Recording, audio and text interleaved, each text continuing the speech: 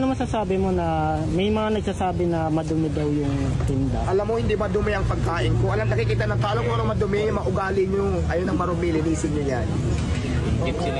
Diba? Nakikita ng tao paano namin prepare yung pagkain namin. Straight food po ang concept ko. Hindi po marumi, malinis. Kaya nagsasabing marumi, ang marumi ikaw. Yung ugali mo, kailangan mong linisin. Yung pagkatao mong marumi. Yun lang. Basic, diba? Basher yan eh. Ay ano, ang dami-daming tao, nakikita nila kung paano namin pinaprocess yung pagkain namin. Ayan, kung sa palagay mong marumi, huwag kang kumain. Ang daming sosyal, ang daming mga restaurant ng mga class. Bakit dito magsitsaga sa street foods kung masilan ka? So yun lang yun, di ba napaka simple. Mag-real talk tayo, ayoko ng plastikan. Mag-real talk tayo, mga diyang real talk. Inggit lang yan eh. Anong po sa mga basher, ano bang naiambag nyo sa lipunan bukod sa paghihila yung pababa ng tao? Mayroon ba? Wala. Oh, mayroon ba? Di ba wala? So bakit mo sila intindihin? Basher, may natulong ka ba sa buhay kung may ambag ka? Di ba wala? Ba't mo sila intindihin? Di ba? Yung mga negative comment nila, may pala ka ba doon pag pinatulang mo? Di ba wala? So yun lang yun eh. Yung mga basher na yan, ayun yung mga wala ng pag-asa sa mundo na hindi masaya sa mga buhay nila. So yun ang masasabi ko sa lahat ng basher. Oh, ito na lang. Kasi unang-una, never ako humingi ng tulong sa kanila kasi hindi ko sa kilala. At sa kahit katiting na tulong, wala akong napala sa kanila. So bakit ko sila intindihin? Nagkaroon ba silang ambag sa buhay ko? Diba wala? Yes. Yun lang naman yan eh. Bakit mo intindihin yung mga basher?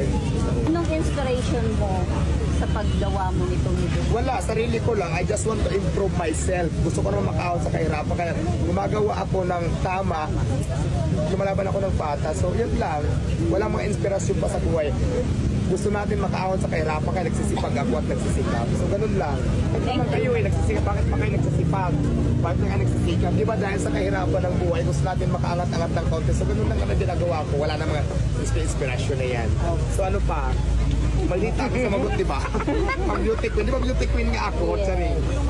Boyfriend. Any question? May boyfriend na kayo? Ay, boyfriend wala. Pero marami nanliligaw. May gusto kasi ang mother ko talaga pagdating sa lalaki. Kaya mamatay yata akong virgin. Diwata, magkaka-uniform ba kayo? Marami ng uniform. Actually, hindi lang sinusuot ng mga punibas ito mga tauhan ko.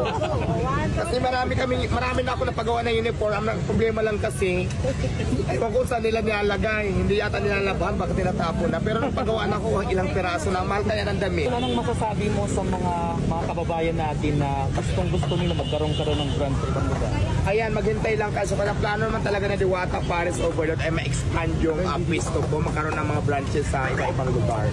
So ngayon kasi syempre diba, busy pa ako dito sa isang pisto ko, pero talaga nagpaplano ako na magkaroon ng mga pisto sa iba-ibang lugar para humaba at lumawak ang pisto ng Diwata Paris. Waiting na daw sila eh. So yun lang. Siyempre hindi naman kaagad-agad, hindi naman ganun kabilis para makapag-pisto kagad tayo. Unang-una location, unang-una siyempre yung pisto tingnan natin kung accessible ba sa mga customer, comfortable ba ang lahat. So ganon, hindi ganun kadali pero iniisip ko na yan. Siguro susunod na yon.